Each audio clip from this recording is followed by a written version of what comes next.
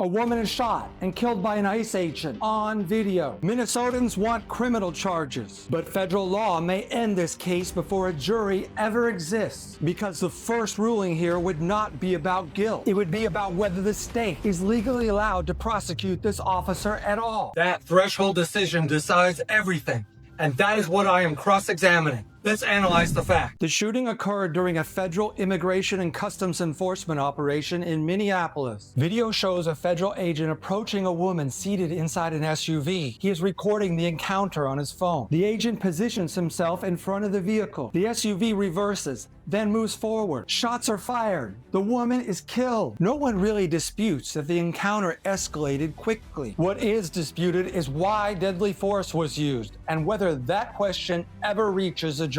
Minnesota's argument is straightforward. States prosecute homicide. Federal officers are not automatically immune from criminal law. Deadly force that exceeds what is necessary can be charged. Prosecutors would argue the agent placed himself in front of the SUV. He created the danger that followed, and lethal force was not required to perform the federal mission. They would also point to federal policy discouraging officers from firing at moving vehicles, except in narrow circumstances. From the state's view, this was not conduct that was necessary and proper to carry out federal duty. It was an unreasonable and avoidable use of deadly force. If the state filed charges, the defense would immediately invoke the Supremacy Clause. Under long-standing doctrine, states may not prosecute federal officers for actions taken while performing federal duties, if those actions were authorized and carried out through means that were necessary and proper. So the defense would argue the agent was on duty during a federal operation. The encounter escalated rapidly. The SUV moved toward him, and he perceived an immediate threat. They would also emphasize that federal policy permits deadly force when a vehicle is used as a weapon, and that the agent was not firing to stop flight, but to defend himself. Crucially, the defense does not need to prove the shooting was justified.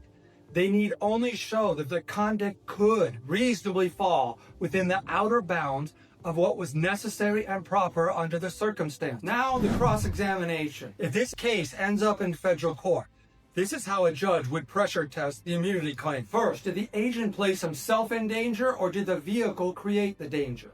Self-created risk weakens immunity. However, a sudden threat strengthens it. Second, was the agent firing to stop flight or responding to immediate risk of serious bodily harm? Policy disfavors shooting to stop flight. However, policy permits deadly force against a weapon. Next, could a reasonable federal officer in that moment believe that there was no safe way to disengage? The law does not require perfect judgment.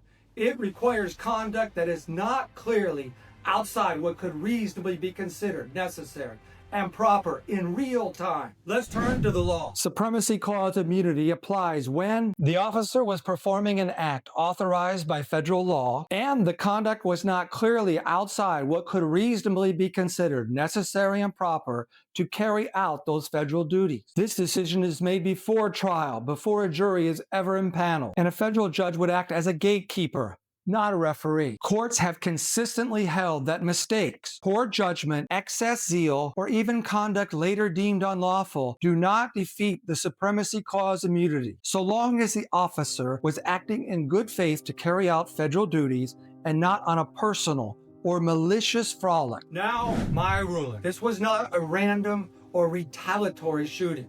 There was no indication that the agent acted out of personal malice or for reasons unrelated to the federal mission. The encounter unfolded rapidly during a federal operation, and the defense can plausibly argue that the agent perceived the SUV as an immediate threat while performing federal duty. Is the agent's conduct so clearly outside the bounds of what's considered necessary and proper federal action that the state may proceed? Even if this case were allowed to proceed to trial, the record would likely support a jury instruction on self-defense, regardless of how a jury might ultimately rule.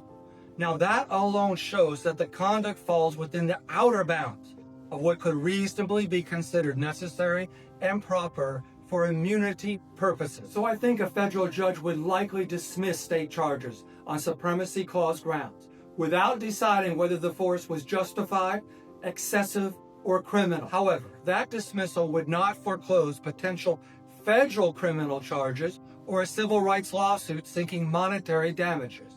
It would only determine that Minnesota, as a state, lacks authority to prosecute this case under state law. Thanks for watching. If you like real, legally analyzed content without the fluff, please subscribe and visit crimesdigest.com for more detailed coverage. And always remember, the truth matters, and so does reasonable doubt. See you in the next case.